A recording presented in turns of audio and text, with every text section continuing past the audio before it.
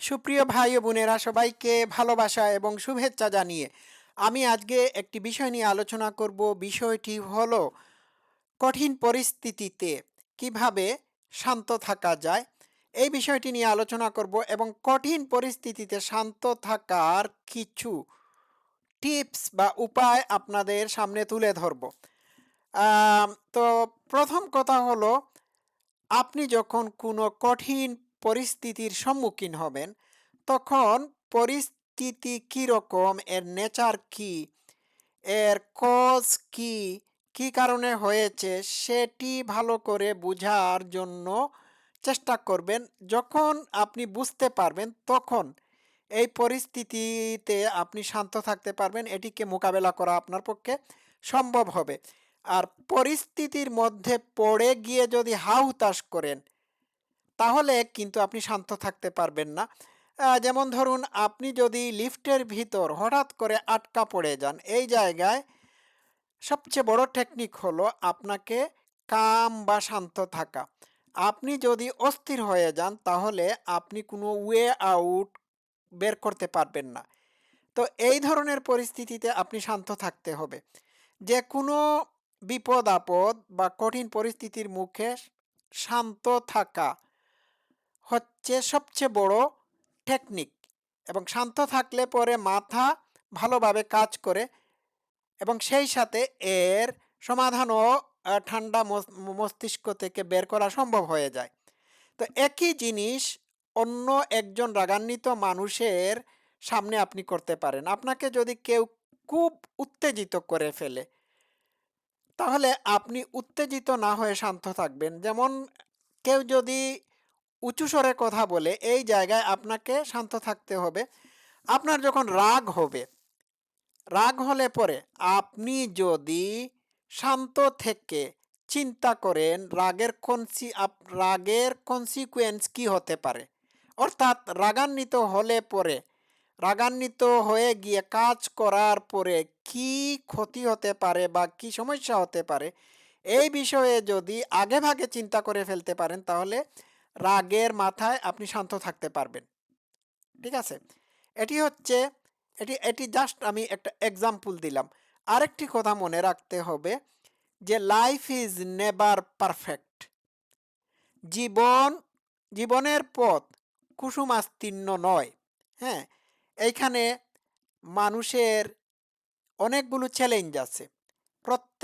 প্রত্যেকটা চ্যালেঞ্জকে সাহস বা হিম্মতের সাথে মোকাবেলা করতে হবে। যখন আপনি প্রতিটা চ্যালেঞ্জকে হিম্মত, কারেজ বা সাহস দিয়ে মোকাবেলা করার এবিলিটি অর্জন করবেন, তখন আপনি যেকোনো চ্যালেঞ্জের মুখে, যেকোনো পরিস্থিতিতে আপনি শান্ত থাকতে পারবেন।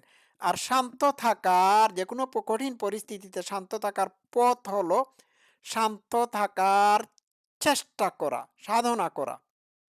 আপনি যদি চুজ করেন যে আপনি শান্ত থাকবেন, তাহলে আপনি শান্ত থাকতে থাকতে পারবেন। It's up to you. এটি প্র্যাকটিসের ব্যাপার। ঠিক আছে? This is your choice. তো আপনাকে কি করতে হবে? আপনাকে রিয়েলিটিকে অ্যাকসেপ্ট করতে হবে।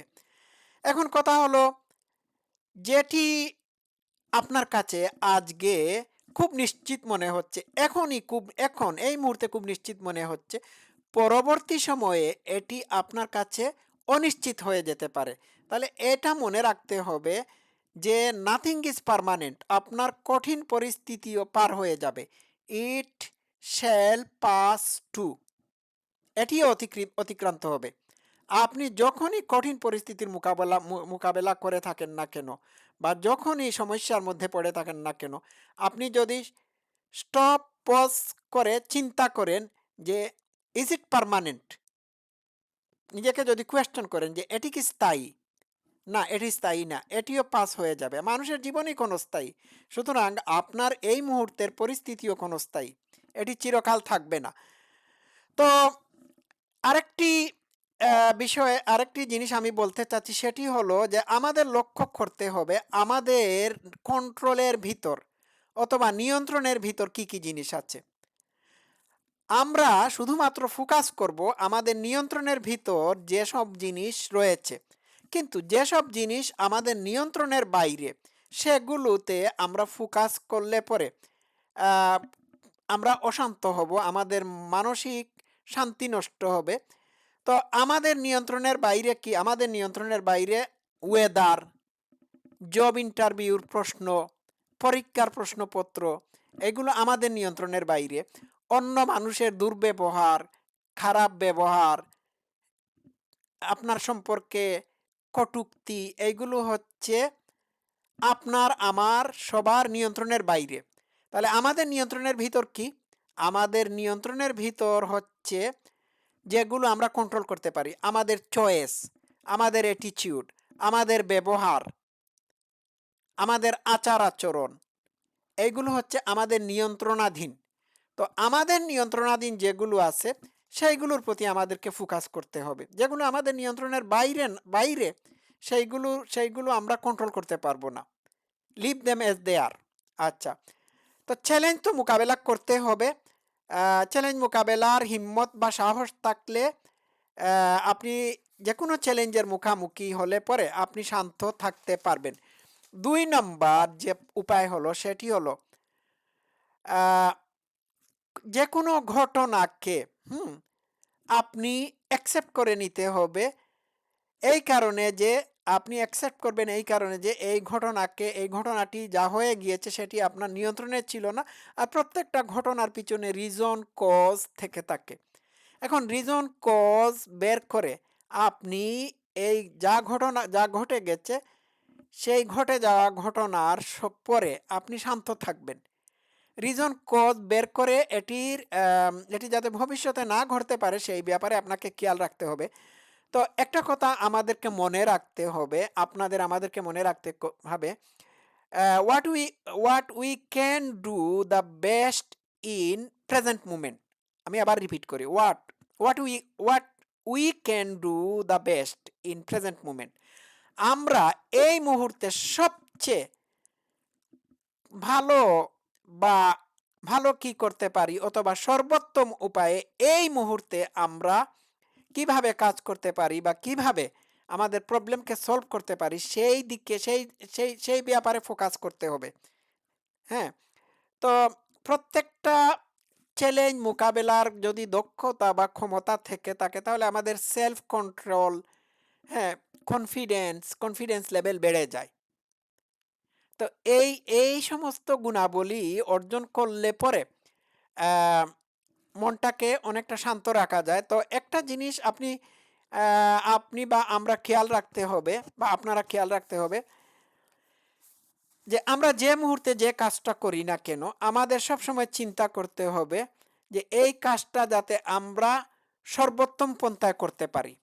আমাদের এবিলিটির ভিতর এই কাজটাকে যাতে সবচেয়ে ভালো উপায়ে করা যায় সেই ব্যাপারে আমাদের ফোকাস করতে হবে। এটি করলে পরে অনেক সমস্যার সমাধান হয়ে যায়। যেমন আপনি যদি একটা পেঁয়াজও কাটেন, তাহলে আপনি পেঁয়াজ কাটার সময় আপনি যদি চিন্তা করেন আপনি গতানুগতিক পদ্ধতিতে যেভাবে পেঁয়াজ কাটছেন সেইভাবে না কেটে এটিকে আরও কোন ভালো পন্থায় করা যায় বা কাটা যায়, এইদিকে যদি খেয়াল রাখেন তাহলে দেখবেন আপনার কাজটা অনেক বেশি ভালো উপায়ে দক্ষতার সাথে সম্পন্ন হচ্ছে। হ্যাঁ, ঠিক আছে, আমি এটা এটা দিলাম উদাহরণ। ৩ নাম্বার, শান্ত থাকার আরেকটি পথ হলো যে জীবনের সকল ক্ষেত্রে আপনি আশাবাদী হতে হবে। আপনাকে জীবনের ব্যাপারে পজিটিভ বা ইতিবাচক দৃষ্টিভঙ্গি পোষণ করা উচিত বা আপনাকে করতে হবে। এখন প্রত্যেক দিন যদি আপনি ৩টা পজিটিভ জিনিস ডায়েরিতে লিখে রাখেন, অথবা মনে মনে এইগুলোকে স্মরণ করে এগুলোর জন্য যদি গ্রেটফুল থাকেন, তাহলে আস্তে আস্তে আপনার মনের মধ্যে পজিটিভ বা ইতিবাচক দৃষ্টিভঙ্গি সৃষ্টি হবে জীবন সম্পর্কে। এতে করে আপনি আশাবাদী হবেন।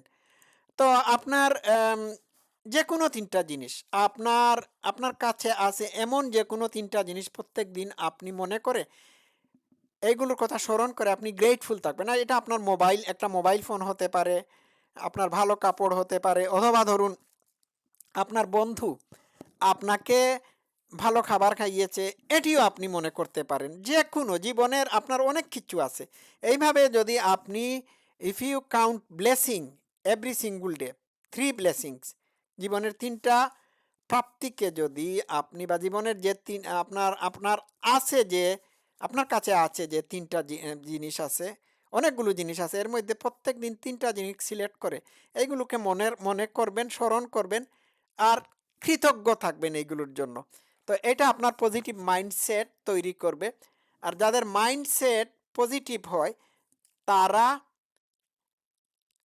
তারা কঠিন পরিস্থিতিতে শান্ত থাকে। তো এটা হচ্ছে গ্র্যাটিটিউড প্র্যাকটিস। ঠিক আছে, গেল। ৪ নম্বর, লেট গো অফ এভরিথিং। হ্যাঁ, যা কিছু হয়েছে, যা কিছু হচ্ছে এইগুলোকে চলে যেতে দিন। হ্যাঁ, পাস্ট, অতীতে যা হয়ে গিয়েছে এইগুলো নিয়ে খামোখা ভেবে লাভ নাই, কারণ ইউ ক্যানট রিপেয়ার ইট। আর ভবিষ্যতের কথা চিন্তা করে বা দুশ্চিন্তা করে কোনো লাভ নেই, কারণ it is out of your control. আপনি এটিকে কন্ট্রোল করতে পারেন না। তো আমি একটা উদাহরণ দেই, উদাহরণটা দিলে আপনাদের জন্য সুবিধা হবে। আহ, ধরুন আজকে আপনাকে আপনার ব্যাপারে কেউ কোনো একটা নেগেটিভ কমেন্ট করেছে বা আপনার সাথে খারাপ ব্যবহার করেছে। আহ, এই খারাপ ব্যবহার বা আপনার উপর, আপনার সম্পর্কে নেগেটিভ কমেন্টের জন্য আপনি এই মুহূর্তে আপসেট হচ্ছেন। একটু পজ নেন, স্টপ, এবং চিন্তা করেন যে এই যে আমি যে আপসেট হলাম, আমার এই আপসেট হওয়াটা কি আরও ১ সপ্তাহ পরে থাকবে? উত্তর যদি না হয় তাহলে এটিকে ভুলে যান, চলে যেতে দিন। এটি কি আরও ৫ বছর পর্যন্ত থাকবে এটির এফেক্ট? উত্তর যদি না হয় তাহলে ৫ মিনিটের ভিতর লেট গো অফ ইট। ঠিক আছে, গেল এইটা। ৫ নম্বর পয়েন্ট, মাইন্ডফুলনেস প্র্যাকটিস। হ্যাঁ, মাইন্ডফুলনেস প্র্যাকটিস হচ্ছে বর্তমান মুহূর্তে কি হচ্ছে, কি করছেন সেটির দিকে ফোকাস করা। হ্যাঁ, আপনি এই মুহূর্তে যদি কোনো কাজ করে থাকেন তাহলে আপনার মন প্রাণ সব কিছু এই কাজের প্রতি ঢেলে দিন। তখন আপনার মন শান্ত থাকবে, আপনার ওই কাজ ছাড়ার মাথায় আর কোনো কিছু আসবে না। তো মাইন্ডফুলনেস প্র্যাকটিস মেডিটেশনের মাধ্যমে হতে পারে, এটা নিজ দায়িত্বে আপনারা বের করে নিয়েন। Breathe in breathe out meditation করলে মাইন্ডফুলনেস প্র্যাকটিস হয়, মন শান্ত থাকে। ডেইলি অ্যাক্টিভিটিতে মাইন্ডফুলনেস প্র্যাকটিস করা যায়। যেমন ধরুন আপনি যখন খাবার খাবেন, খাবার খাওয়ার সময় আপনি গুগ্রাসে খাবার না খেয়ে আপনি প্লেটের দিকে তাকান। দেখুন এই প্লেটে এই প্রথমত এই খাবারের কালার কীরকম, তারপর এটির স্মেল নিন, এটির স্মেল নিন, ঘ্রাণ নিন, ঘ্রাণটা কীরকম। হ্যাঁ, মুখে আস্তে আস্তে খাবার দিন।